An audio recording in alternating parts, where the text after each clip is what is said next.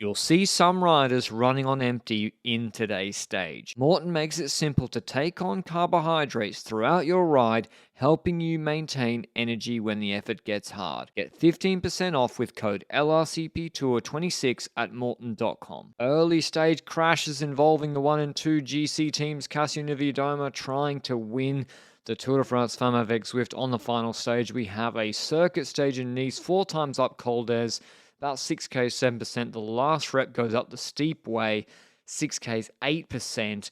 Remember, after yesterday's drama, Casio Niewiadoma is only 8 seconds behind Demi Vollering before the stage started. UAE Team Limad obviously had an aggressive plan from the start of the stage, and the attacks of Vladarchik, who's up there in GC, and then later Squibbon dropped some of Demi's teammates, but we saw in the overhead shot pretty good work from the helicopter director or the producer in the truck. They spotted Demi Vollering and Casio Niewiadoma speaking together. They obviously didn't speak pre-stage. They obviously didn't speak offline. They did it live in stage, which was fantastic to see. We saw some finger pointing, but apparently, afterwards, Niewiadoma went and spoke to FDJ or Lasboom after the stage. But here we see Zoe Backstedt missing the corner completely, going straight. Maybe saying, I learned some novel cornering techniques from you, FDJ, yesterday. Took it one step further. She goes straight. She obviously just missed that corner. Koch crashes. So Backstedt crashed pretty hard too on the first descent of Col d'Ez, but at the intermediate sprint, Lorena Wiebes survives in the peloton despite Ostiz up the road. Wiebes mathematically secures green there, and Canyon SRAM had a plan. Second rep of Col d'Ez, 8K, 6%. Zoe Backstedt, despite just crashing as we showed, drops Muzic, would drop Celia Géry later. He was one of the best pulls, I think, of the entire race. Really, really impressive. Dropping GC riders, reducing the group to like 12 riders. Incredibly impressive from Zoe Backstedt on the second rep of Col d'Ez. Obviously trying to set up her teammate Casio Niewiadoma, trying to make the race difficult. Also isolating Demi Vollering, the key domestique of yesterday. Celia Géry dropped. But this we did not expect. Even Canyon SRAM would never have expected this, nor UAE Team Limad. Marlon Royce had dropped from a group of 10 by Zoe Backstedt, who, with for all due respect, she's a classics rider. So incredible pull from Zoe Backstedt today on the 7% climb. UAE Team Limad and Elisa Longoborghini can't believe their luck. Like, Elisa Longoborghini's looking around like, do we even need to pace? It's 65 Ks to go. She was 2 minutes behind Royce before the start of the stage in fourth. Royce's third I thought was locked. Then on the descent, Royce crashes. She goes down. She does get up, but after a long period of time, surrounded by 4 of her Movistar teammates. And I think this is actually bad for Canyon SRAM. UAE, they don't have to do anything now. Yes, they put Vladarchik on the front with Berthet to just add some sort of tempo, but they don't need to attack Royce. They don't need to make the race super hard. She's out of the picture. ELB has third now, and so they can just follow and defend, and actually Kerbal attacks, Niedermeyer follows. So I didn't really know what the plan was from Canyon SRAM. Like, here they lose me on this rep of Col d'Ez. They were trying to keep the race together, but then when Holmgren goes, they just let Berthet ride a pretty soft tempo, letting Holmgren go 1 minute quicker. But here the race gets spicy.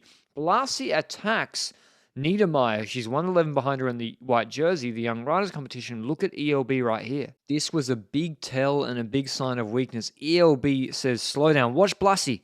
Literally stops pedaling. Like, not even like slows the attack, literally stops pedaling. Very obvious that Longoborghini in the radio said, stop, stop, stop, I'm suffering. She was suffering.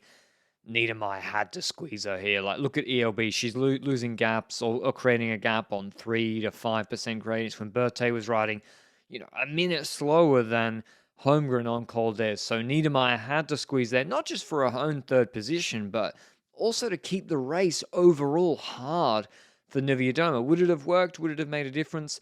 Probably not, but overall the race had to be hard. Then she paces on the Col de Quatre Chemins. Yes, Berthet has dropped. We now have the steep 12 to 13% kilometer coming up. But the race hadn't been hard enough in the last hour, and nor was the lead out really explosive. Niewiadoma attacks. Vollering looks completely composed. Nose breathing almost seated. Never has to get out of the saddle. Shoulders aren't rocking. And here's the big tell again. She's pulling. If you're under pressure, if you're in the yellow jersey, you're nursing an 8-second lead. you're not going to pull if you're under pressure. And she's even looking like she's squeezing Niewiadoma here. So not looking like Niewiadoma would drop her. And even if she did drop her, we have like a false flat downhill or a pedaling descent afterwards. Vollering attacks her that with 10 seconds or 20 seconds, if she gained that Niewiadoma, Vollering would take that back on the descent afterwards.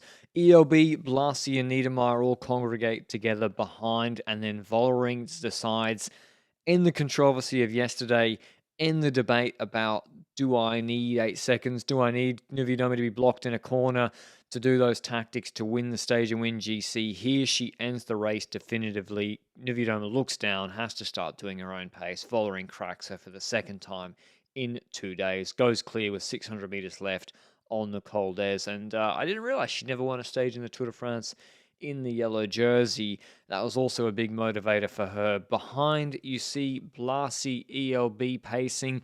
Even Blasi's moving herself into 5th in GC. So UAE had a fantastic day. Behind Vollering, UAE had the second best day, I would say, moving into the podium and 5th on GC. It could only have been better if they won the white jersey, but that wasn't possible with Niedermeyer's shape. Vollering rides away to win her second Tour de France Femmes avec Zwift GC. A big win for her. I think the best team performance also from FDJ United Suez around her that she's ever had. But behind, it was very strange. We didn't see what happened, and I was looking, where's the Italian national champs jersey? ELB had a mechanical or something late. She's just not in this group. She does get credited with the same time as that group. She didn't lose enough time on the road anyway to lose to Niedermeyer. But Vollering wins the stage ahead of them by 1:04. De Vries group a bit further, 1 minute 57 back with Vladarchik and Kerbal. Here's what Demi had to say after the stage. I thought I never won in a yellow jersey before. I thought about my team. I thought about Celia, who had a really, really rough night. I thought about all the work I did before this. I thought about all the people who are standing behind me, working together with Specialized on the new bike. They made this bike to do this kind of things, to be the fastest downhill, to be the fastest uphill.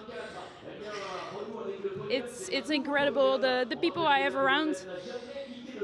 You know, like, it's not only the dream to win in yellow here, to win in second Tour de France, but it's the dream to live this life, to work hard together with people with a lot of passion. I think that's the whole dream, you know. In terms of GC, Vollering extends that gap to 1:18, a comfortable victory for her in the end, the strongest overall rider in the race. 1:18 ahead of Niewiadoma. ELB 4 minutes 29 into 3rd. Royce completely out of the picture. Niedermeyer into 4th and winning the white jersey competition. Blasi into 5th despite starting the race as a domestique, which is a pretty good performance. Hope you enjoyed all the videos, and I'll see you with Tour of Germany soon. Ciao, ciao.